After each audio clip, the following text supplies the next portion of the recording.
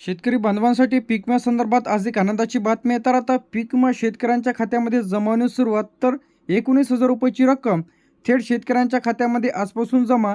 तर सर्व शेतकरी बांधवांच्या खात्यामध्ये 19,000 रुपये जमावण्यास सुरुवात झालेली आहे. तर यामध्ये जो काही पीक विमा आहे ते शेतकऱ्यांना वाटप इथं सुरू झालेलं आहे.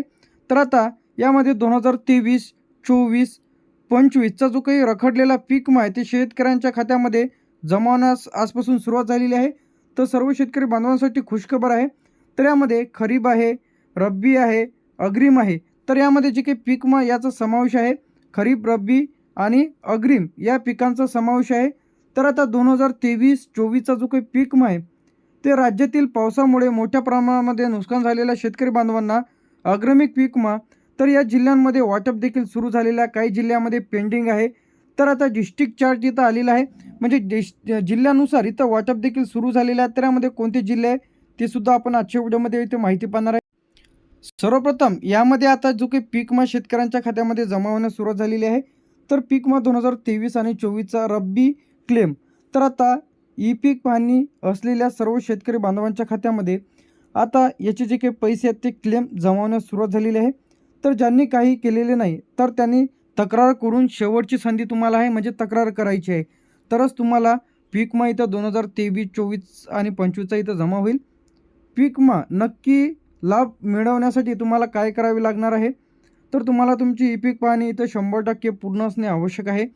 तर आता ई पीक पाहणी तुमची झाली की नाही ते कशा पद्धतीने पाहायचे यावरती सुद्धा आपल्या चॅनलवरती आपण व्हिडिओ अपलोड केलेले आहेत. तर लगेच बघा. दुसरं जे आहे तुम्ही तुमच्या आधारला व बँक पासबुकला आधार लिंक आहे की नाही ते तुम्हाला इथून चेक करून घ्यायचं आहे. त्यानंतर अतिदृष्टीचे जे काही KYC आहेत ते केली की नाही ते चेक करून घ्या.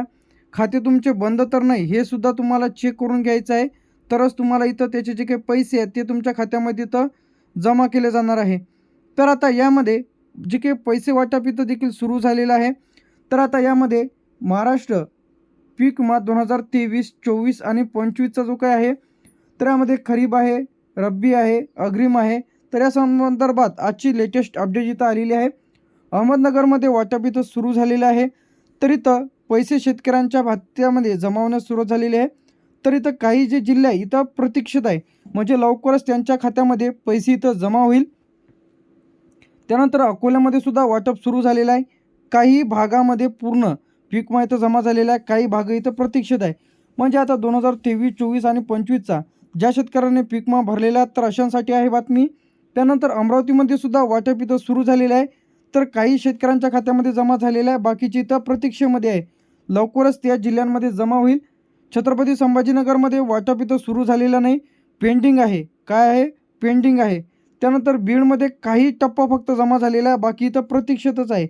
तर लवकरच या जिल्ह्यांमध्ये पीक विम्याची रक्कम हे शेतकरी बांधवांच्या खात्यामध्ये इथं जमा केल्या जाणार आहे. त्यानंतर इथे आपलं यामध्ये बुलढाणा. तर आता बुलढाण्यामध्ये वाटप इथं सुरू झालेलं आहे. तर इथं काही जे जिल्हे आहे प्रतीक्षित आहे. म्हणजे या जिल्ह्यांमध्ये लवकरच पीक विमा जमा होईल. त्यानंतर भंडारा, त्यानंतर बुलढाण्यामध्ये काही हिस्से म्हणजे काही जे शेतकऱ्यांच्या खात्यामध्ये मोजक्या शेतकऱ्यांच्या खात्यामध्ये जमा झालेले आहे. बाकी इथं पेंडिंग आहे. चंद्रपूरमध्ये सुद्धा इथं पेंडिंगच आहे. काहीच दाखवत नाही आहे. त्यानंतर धुळेमध्ये वाटप इथं पूर्ण झालेलं आहे. आणि काही जे आहे शेतकरी तर बरेच शेतकऱ्यांनी ई पीक पाहणी केलेली नाही, फार्मर आय डी कार्ड काढलेलं नाही, त्यांच्या बँक पासबुकला DBT लिंक नाही. त्यामुळे त्यांचा पीक विमा इथं रखडलेला आहे. त्यानंतर गडचिरोलीमध्ये पेंडिंग आहे सर्व. त्यानंतर इथं गोंदियामध्ये सुद्धा इथं वाटप सुरू झालेलं आहे. परंतु इथं पेंडिंग आहे. म्हणजे या शेतकऱ्यांच्या खात्यामध्ये लवकरच जमा होईल. हिंगोलीमध्ये जोरात वाटप इथं सुरू आहे. सर्व शेतकरी बांधवांच्या खात्यामध्ये जमा होण्यास इथं सुरुवात होणार आहे. त्यानंतर आपलं जे काही येते इथं हिंगोलीमध्ये जोरदार वाटप सुरू आहे. त्यानंतर इथे आपलं जळगाव. काही भाग जे यामध्ये पूर्ण झालेले आहेत. तर काही भागामध्ये प्रतीक्षा इथं करावी लागणार आहे. त्यामधील जळगावमधील तालुके. त्यानंतर इथं जालनामध्ये इथं सर्व पेंडिंगच आहे. लवकरच अपडेट येणार त्या संदर्भात. कोल्हापूरमध्ये वाटप सुरू झाला परंतु प्रतीक्षेमध्ये आहे. म्हणजे पीक विमा वाटप सुरू झालेलं नाही. लातूरमध्ये पीक विमा वाटप सुरू झालेलं आहे. काही भागात जमा झालेला आहे. बाकी सर्व इथं पेंडिंगच आहे. मुंबईमध्ये टोटल पेंडिंग आहे. काहीच जमा झालेला नाही. तर सर्व शेतकरी बांधवांनी तुम्ही तुमच्या बँक पासबुकला आधार लिंक आहे की नाही ते चेक करून घ्यायचं आहे. त्यानंतर जो आपलं येते लातूर. लातूरमध्ये आपण जे चेक करून घ्यायचं आहे, लातूरमध्ये काही भागांमध्ये इथं जमानत सुरू झालेलं आहे, बाकी इथं पेंडिंगच आहे. मुंबईमध्ये सर्व टोटल इथं पेंडिंगच आहे, जे की इथं तुम्हाला दाखवल्याप्रमाणे. त्यानंतर आता यामध्ये ते नागपूरमध्ये जे आहे इथं सर्व टोटल पेंडिंगच आहे. नांदेडमध्ये वाटप इथं सुरू झालेलं आहे, काही वाटप शेतकऱ्यांच्या खात्यामध्ये जमा झालेलं आहे, बाकी इथं प्रतीक्षेत आहे. त्यानंतर इथे आपलं नंदुरबार वाटप सुरू झालेलं आहे, तर इथं पेंडिंगच आहे, लवकरच शेतकऱ्यांच्या खात्यामध्ये जमा होईल. नाशिकमध्ये काही टप्पा जे इथं सुरू झालेला आहे, काही प्रतीक्षेमध्येच आहे. उस्मानाबादमध्ये सुद्धा वाटप इथं सुरू झालेलं आहे, बाकी इथं प्रतीक्षेमध्येच आहे, पेंडिंगमध्येच आहे. परभणीमध्ये सुद्धा वाटप सुरू झालेलं आहे, पण प्रतीक्षेमध्येच आहे.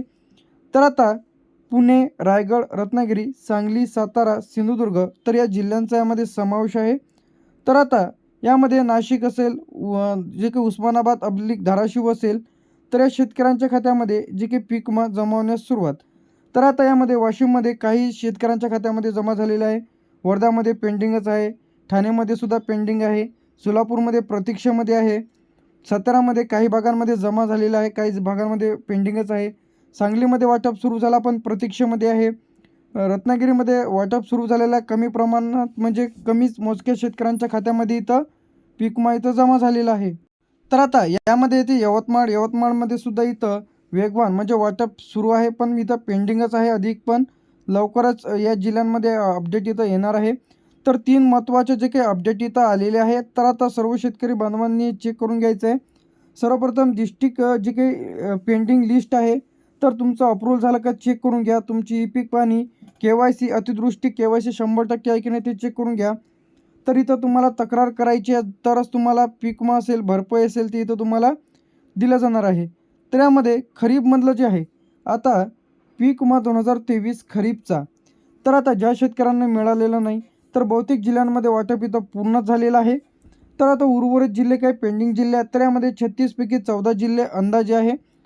त्यानंतर रक्कम मिळण्याची जी काही अपेक्षित वेळ आहे, ते 1 ते 10 दिवसात इथं जमा होणार आहे शेतकऱ्यांच्या खात्यामध्ये. तर आता ज्यांचं अप्रूव्हल आहे, तक्रार प्रोसेस आहे किंवा बँकेचं मिसमॅच आहे, ते तुम्हाला इथून चेक करून घ्यायचं आहे. त्यानंतर इथं आपण संपूर्ण डिटेल्स चेक केल्याच्यानंतर आता आपला जो काही जिल्हा आहे, डिस्ट्रिक्ट आहे, ते पेंडिंग आहे की नाही ते चेक करून घ्यायचं आहे. त्यानंतर इथे आपलं रब्बी 2023-24, तर यामध्ये 23-24चं आलेलं आहे. तर ई-पीक पाहणी झालेली आहे का तुमची चेक करून घ्या. सर्वे झालेले आहे का. डिसेंबरचा शेवट व जानेवारीच्या पहिल्या आठवड्यामध्ये काही शेतकऱ्यांच्या खात्यामध्ये जमा होईल, म्हणजे 1 डिसेंबरपासून सुद्धा जमा होण्यास इथं सुरुवात होऊ शकते.